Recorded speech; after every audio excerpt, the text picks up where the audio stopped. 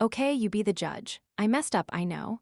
I cried for 2 solid hours right in front of him until my face was a swollen mess. And then he just left. I mean, seriously, does a 2 hour-long river of tears count for absolutely nothing to him? Damien, God, he was my anchor. You know, he's a physical therapist. His whole life is about gentle pressure, fixing what's broken, slow and steady progress. My life is in marketing. It's all about loud noises, impossible deadlines, and faking a smile until you make it. He was my human Xanax.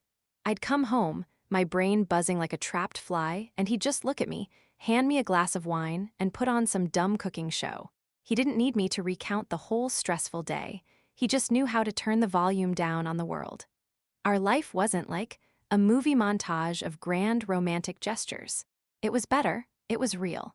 It was lazy Sunday mornings with coffee.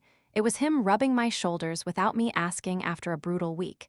It was the easy silence we could share just reading on the same couch.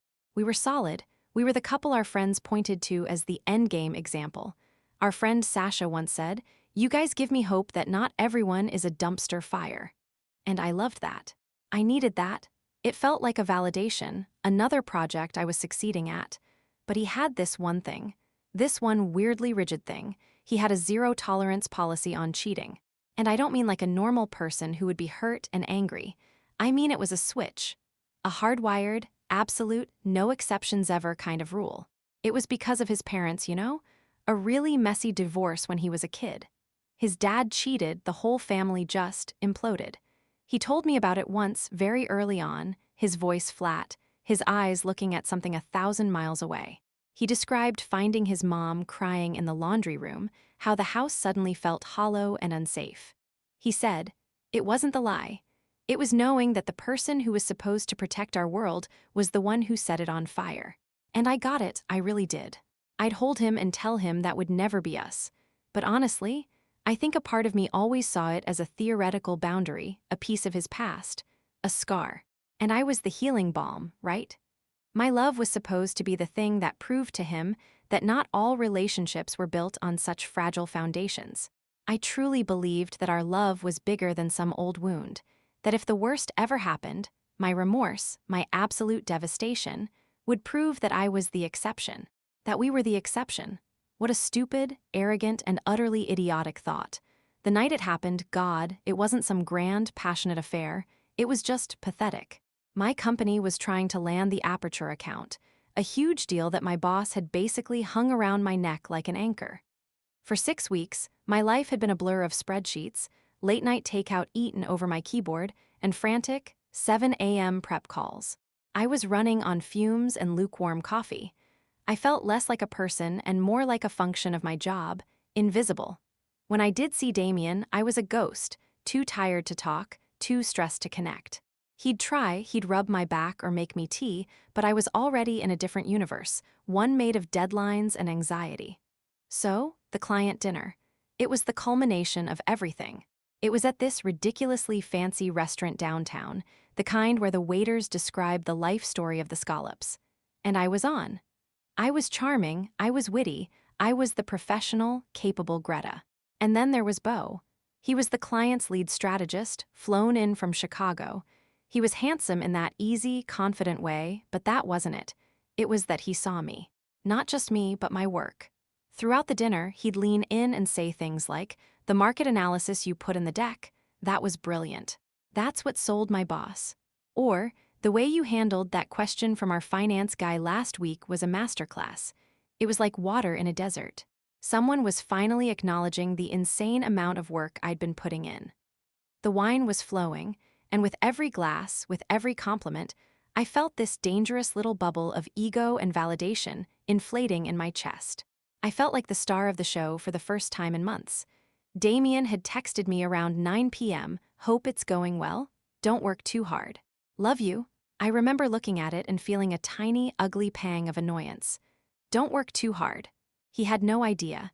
He was at home, probably reading a book in our quiet, safe little world, while I was out here in the trenches, slaying dragons for us. It was a twisted thought, I know, but it felt true at that moment. When the dinner wrapped up, a few of us decided to go to the hotel bar for a nightcap. It was one of those moments, a fork in the road. I could have gotten a cab and been home in 20 minutes. I should have. But Bo smiled at me and said, "You can't leave, Greta. You're the guest of honor." And that stupid phrase was all it took. I wanted to be the guest of honor for a little while longer. I didn't want to go back to being the tired, stressed-out girlfriend. At the bar, the conversation became less about work and more personal. He touched my arm when he laughed. He looked at me in a way that made my stomach flip. It was all the cheap, predictable moves, and I fell for every single one. One drink turned into two. And then he was murmuring something about how he didn't want the night to end, and his room was just upstairs, and my brain just shut off. It was a complete system failure. All I could think was, I deserve this. I deserve one night of not being sensible. One night where I'm the exciting one. It was a blur. A clumsy, regrettable, alcohol-fueled mistake in a generic hotel room that smelled like disinfectant. It wasn't about Bo. It was about the version of myself he reflected back at me. Successful, desired, important. The second it was over, the cold, horrifying reality crashed down. I remember lying there, staring at the ceiling, and the only thought in my head was Damien. The cab ride home felt like a drive to my own execution. The sun was coming up, painting the sky in these disgustingly cheerful shades of pink and orange. My head was pounding, my mouth tasted like stale wine and regret, and a cold, greasy feeling was sloshing around in the pit of my stomach. Every text message notification sound from another car, every person I saw jogging with their dog, felt like a personal accusation.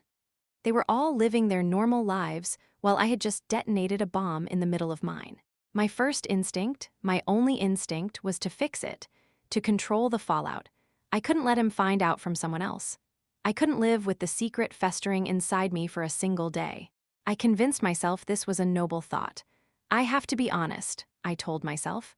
Honesty is the only way. But that was a lie. The truth is, the guilt was a physical weight, and I was desperate to put it down, to hand it to him, to make it his problem to deal with, too. I needed a reaction. I needed absolution or a fight. Anything was better than the silent, screaming knowledge of what I'd done. I let myself into our apartment, my key fumbling in the lock. The air was warm and smelled like coffee and cinnamon. And there he was. Damien was standing at the stove, wearing his favorite worn-out gray sweatshirt, flipping pancakes. He had his back to me, humming along to some indie band on the radio. He was making me a surprise congratulations on surviving the big project breakfast.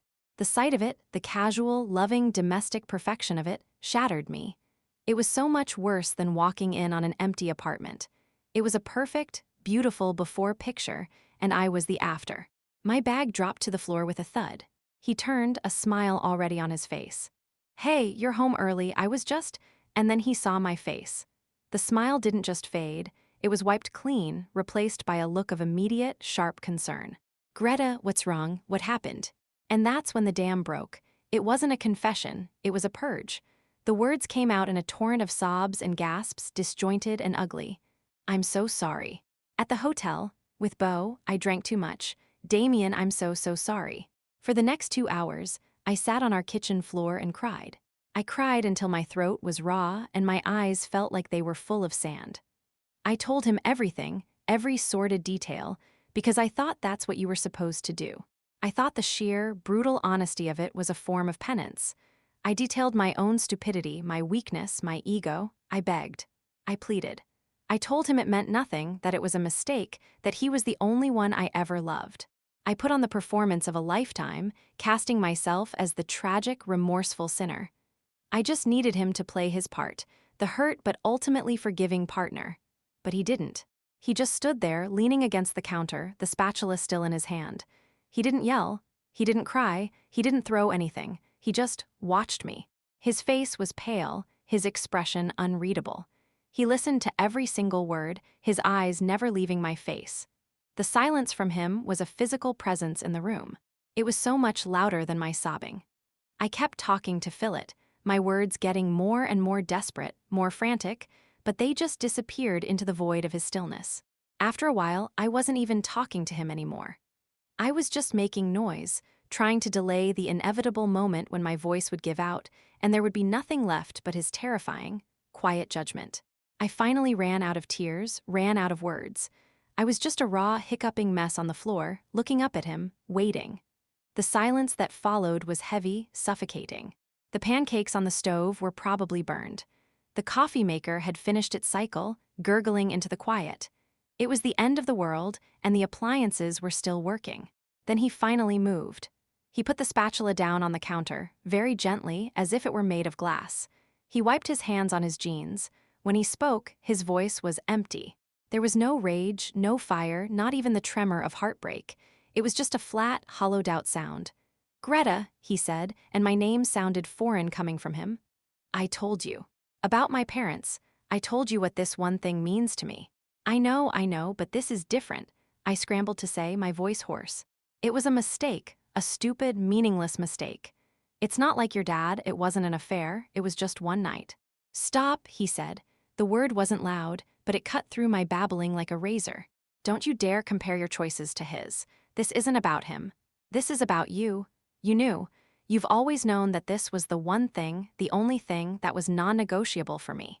He walked over to the living room, and I crawled after him on my knees, like some pathetic character in a melodrama. I grabbed onto his leg. "Please, Damien, please, we can fix this, I can fix this. I'll do anything. I'll quit my job, we can go to therapy, anything." He looked down at me, and for the first time, I saw an emotion in his eyes. It wasn't anger, it was pity, and it was so much worse. "This isn't something you can fix," he said, his voice impossibly calm. "This isn't a broken plate, you made a choice. You were stressed and you wanted to feel good, and you chose to do that with someone else. I will not live with that. I can't look at you and not see this. I can't build a future on a foundation that I know is cracked." He gently detached my hands from his leg. "We're done, Greta." The words just hung there in the air. Done. What do you mean, done?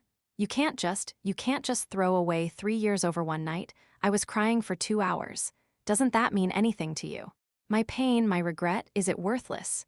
The indignation was rising in me now, a hot, defensive bubble. How could he be so cold? He shook his head slowly. "Your regret is about you, Greta. It doesn't change what you did." And then he started to pack. He moved through the apartment with a quiet, devastating efficiency. He pulled a duffel bag from the closet and started putting his clothes in it. Toothbrush, his favorite coffee mug, the book on his nightstand. He wasn't taking everything, just the essentials. It was like watching a stranger methodically dismantle our life. Every item he packed was a confirmation. This was real. This was happening. I just sat on the floor, watching, completely and utterly stunned into silence. He was gone in under an hour. The front door clicked shut, and the silence he left behind was a physical thing. It pressed in on my ears. For a few minutes, I didn't move. I just sat there, expecting him to walk back in, to say it was a test, a horrible, cruel joke. But there was only the hum of the refrigerator. Then the panic set in, a frantic, scrambling energy. I grabbed my phone, my hands shaking so badly I could barely unlock it. His number. I called, it rang once, then went to voicemail. I called again. Voicemail. I sent a text. "Damien, please, we need to talk. This is insane." No reply. I tried WhatsApp. One gray tick. He'd blocked me, Facebook Messenger. Instagram, blocked, blocked, blocked. It was a systematic digital amputation. In the space of an hour, he had surgically removed me from his life. My world, which had felt so solid just this morning, was now a flimsy stage set, and he had just walked off, taking the walls with him. I needed an ally. I needed someone to tell me he was overreacting, that he would cool down and come back. I called Sasha. Sasha is our friend, or I guess my friend now. She's known Damien since college. She was my go-to, the person I could always count on for a dose of blunt, no-nonsense reality. I sobbed the whole story down the phone to her, emphasizing my guilt, my 2-hour crying marathon, and Damien's shocking, cold-hearted departure. I repeated the words, "He just left," over and over, as if the sheer injustice of it would make her take my side. When I finally finished, the line was quiet for a long time. I could hear her breathing, the faint sound of traffic in her background. "Sash, are you there?" "I'm here," she said, her voice flat. "Well, say something. Tell me he's being a psycho, right?" "I mean, who does that?" Another pause, then she sighed, a heavy, tired sound. "Greta, what did you expect?" The question caught me off guard. What do I expect? I expect some compassion. I expect him to see how sorry I am. I expect him not to throw our entire life in the garbage over one stupid mistake. But it wasn't just one stupid mistake to him, and you know that, Sasha said, and her tone wasn't angry, it was just weary. Like she was explaining something to a child. Greta, you know about his dad? We've all heard the story 100 times. You, of all people, knew exactly what that button was. You didn't just trip and fall on it. You knew it was the big, red, self-destruct button for his entire world, and you pushed it anyway. You're not just dealing with a guy whose girlfriend cheated. You're dealing with a guy whose entire childhood trauma was just reenacted by the person he trusted most. Her words hit me like a slap.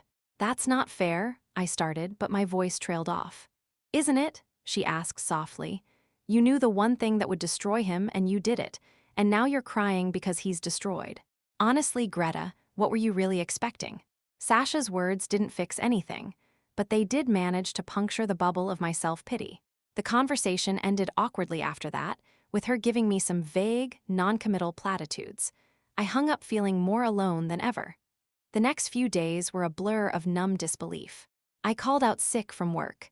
The apartment felt huge and alien. Every object was a memory. The stupid little ceramic bird he bought on our first trip together. The worn spot on the couch where he always sat. His absence was a physical presence, a ghost that followed me from room to room. I kept expecting to hear his key in the door. On the third day, I forced myself to do something. Anything. I started cleaning, a manic, desperate attempt to impose some kind of order on the chaos. I threw out the now fossilized pancakes. I stripped the bed. And then I started on his side of the closet. He'd taken his clothes, but he'd left a few things behind in the drawers of his nightstand. Old receipts, a worn-out paperback, a tangle of charging cables. And at the very back of the bottom drawer, tucked underneath a stack of old birthday cards, my fingers brushed against a small, square box. It was dark blue velvet. My breath caught in my throat. I knew instantly what it was. My hands were trembling as I lifted it out. It felt heavy, impossibly heavy. I sat down on the edge of the bed and slowly, carefully, opened it. Inside, nestled in white satin, was a ring. It wasn't huge or flashy. It was a simple, elegant platinum band with a single, beautiful sapphire, my birthstone. It was the exact ring I had pointed out months ago when we were walking past a jewelry store downtown. I had just mentioned it in passing, "Oh, that's gorgeous," and then forgotten all about it. But he hadn't. He had remembered. That's what finally, completely broke me. It wasn't the crying anymore. This was a deeper, silent, gut-wrenching agony. The ring wasn't just a ring. It was proof. It was the future. It was the life I had incinerated for a few cheap compliments and a glass of overpriced wine. He wasn't just my boyfriend who had left. He was my future husband, and I had betrayed him. Now I just sit here, in this quiet, empty apartment. I pick up my phone a dozen times an hour, my thumb hovering over his contact photo. I type out long, rambling messages, pouring out every ounce of this new, clarified agony. I tell him about the ring. I tell him I understand now. I tell him I was a fool, a monster, a walking cliché. And then I delete every word. Because what's the point? My mind is a battlefield. 1 minute, a hot wave of anger washes over me. How could he be so unforgiving? Doesn't love mean second chances? And the next, I'm drowning in a cold tide of self-loathing. You did this. You knew the rules. You burned it all down yourself. I'm trapped in this endless, nauseating loop, swinging between blaming him and hating myself. And the worst part is the quiet, terrifying thought that maybe, just maybe, we're both right.